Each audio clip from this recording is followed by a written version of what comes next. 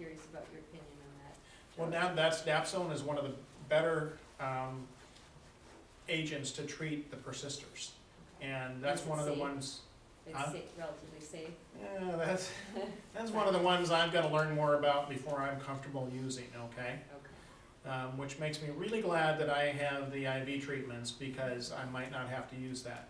Yeah. And, you know, you're looking at, I mean, already, you know, we all have targets on our back, and we're using tons of antibiotics inappropriately, according to most medical boards. Now you start looking at throwing somebody on 4 antibiotics, including dapsone, and maybe some chemotherapeutic agents in there, they're gonna go, what the heck are you doing? Obviously, you don't know what you're doing. Yeah. And even though the research supports it, but dapsone is there, yeah. Yeah. And I may be forced to use it sometime. Okay. It's one of the best ones they found so far. Yeah. Back on the back. In your treatment, do you consider like someone's like, if they have the MTHFR genetic Mhm. mutations, do you think that's just overblown, or do you think there's some real problems with people that have Lyme? Oh, I think it's, That it's connected, do you address that, or do you, oh how yes, do you? and we screen everybody for that, actually. I think it's very common. And you've got to, it does alter the treatment a little bit, okay? And I'm not sure that we pick up everybody, you know, that has that. I know conventional medicine misses about 95% of people that have that, all right? Because they're not looking in the right spot, but it's very common and it does affect a lot of people. So, yeah, you have to address that. What did you call it? What was it called? that Could you just Methyl explain? tetrahydrofolate reductase deficiency, Oh, sorry, second. MTHFR. That's why we call it MTHFR. It's just, I've been reading lately that, you know, a lot of people that had the 677 mutation, like people were starting to treat people with like folate to treat and just assume that their methylation was screwed up. And now they're saying, well, no, we gotta rethink this. Don't Yeah. just, because you could be giving them stuff in their body, really doesn't need that. There's too many assumptions. And do you think that is Well, the case? Are there any tests that we can actually say, okay, now we know you have this, yes. let's test to see if you really do have a problem with your methylation? Well, that's a little harder, okay? That, to test methylation is almost, There's not, it's it kind of self-testing? research testing, okay? There are some tests, but it's very hard. And methylation is a way that we all detoxify things, okay? It's putting a carbon and 3 hydrogens, which is a methyl group, onto something that's bad, and generally by doing that, it makes it much less toxic, okay? But if you can't do that, then you can get pretty toxic and stay toxic because you can't defend yourself, all right? So it's a very, very important process that we all have to docs have to understand, anyway. You know, a lot of people are really into like 23andMe, and, you know, I get my genetic testing, and, oh, doc, I've got this, and this, and this, and this, and, you know, I've had a lot of patients bring them to me and say, see, look at this, and I'm like, okay, well, one of the presenters at one of the conventions I've been at recently just took the same blood sample. There's 3 places that do that kind of testing right now. He sent the same blood sample to all 3, okay? Exactly the same blood sample. Got 3 really widely different results. When you have this SNP, no, you don't have this SNP, you got this one. And this third one said, no, you have that one, but you don't have that one, you know? So it's like having two watches. What time is it? I don't know. And I just don't think that technology is mature enough yet to really give us actionable data. I mean, I think a lot of these you can pick up other ways, and I think you can deduct from your clinical exam and whatnot, and other laboratory tests. So even though somebody comes in and says, look, I've got this, and I'm like, I'm really not positive that you have that, you know. Do you have trouble with this? Do you have trouble with that? Do you, you know, can you eat that? So that's a tough area. Question regarding, you mentioned earlier you've had Lyme disease and you dealt with it for a number of years, is that? Probably had it my whole life. My mother was working for the University of Minnesota in probably 1970, she got diagnosed with MS, okay?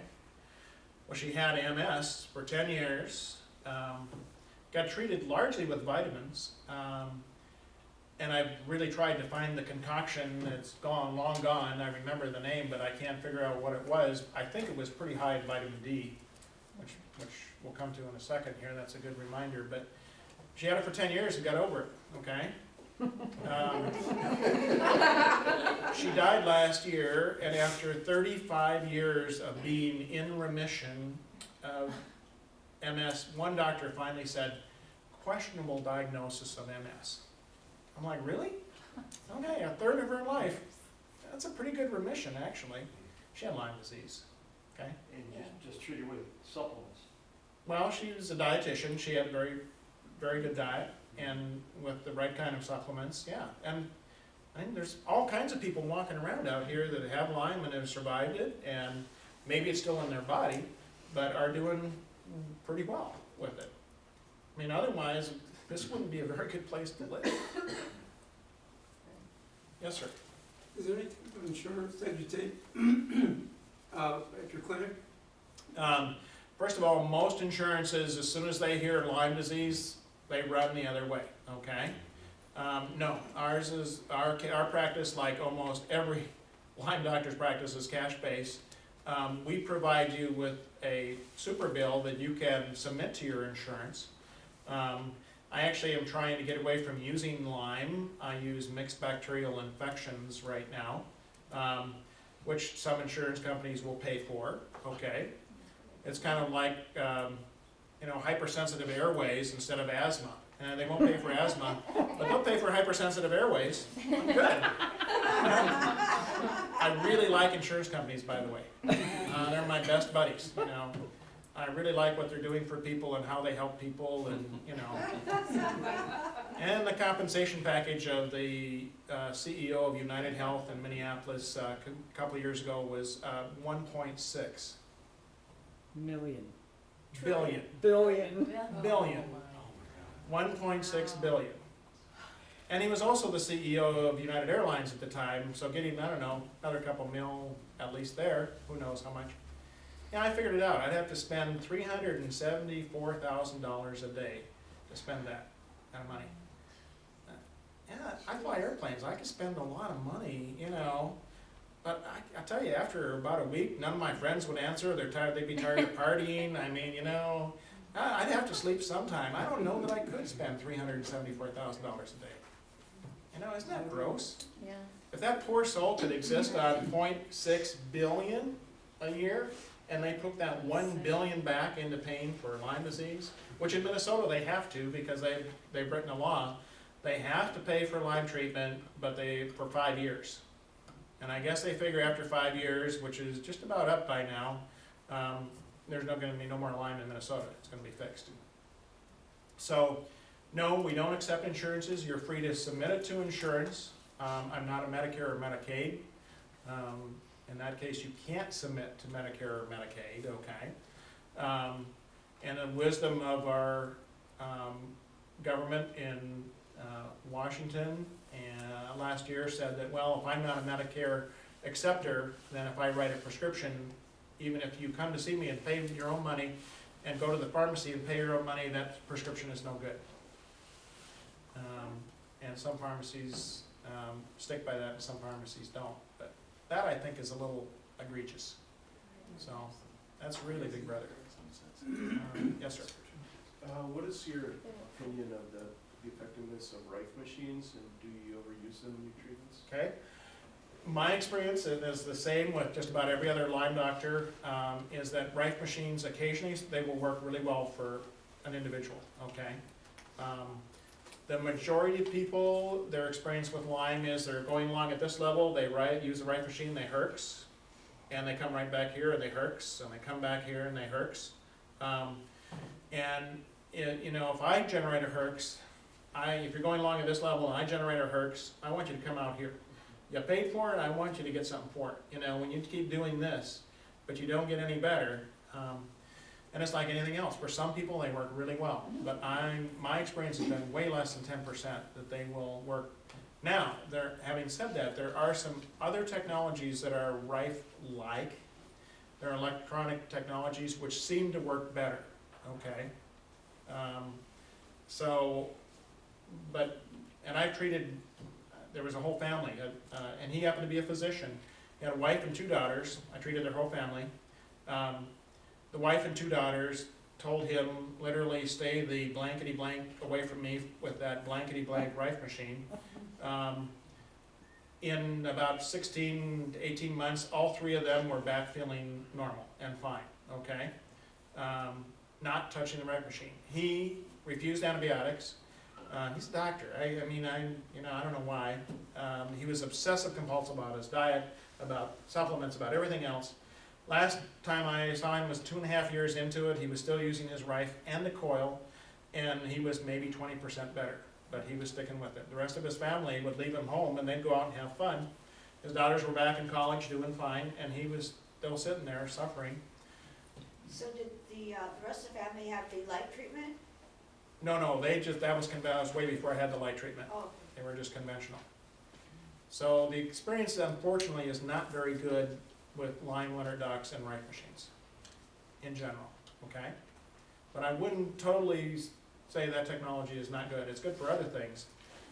And I think there are some of the newer machines, and I'm not well versed in those, but I have a patient that has used one and claims it really works well for him. And I don't know whether it's they got different frequencies or what, but you had a question. A couple follow-up on the dry eyes. Is there a specific co-infection or certain ones that are more likely to cause that? I don't as a know. symptom? I think it's Lyme, but I can't answer that. I just, and I don't generally see that associated, but just in my experience over the years, and it could easily be a co-infection that's causing that.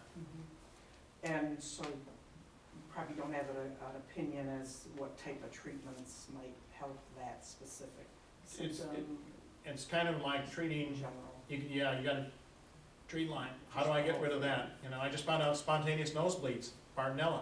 I never realized that before, okay? But I do have patients that say, my nose just started bleeding, and now I know it's Bartonella. I used to think Bartonella wasn't very bad until the recent Lyme Disease Association conference in St. Paul this year. And where I got my microbiology degree, I spent some time talking to the lady that presented on Bartonella, as a microbiologist at the University of Minnesota. Crap, now Bartonella scares the crap out of me. Does, what about Bartonella with the feet issues, like burning, is Yep. that still what you attribute to that? Yep. And what causes it?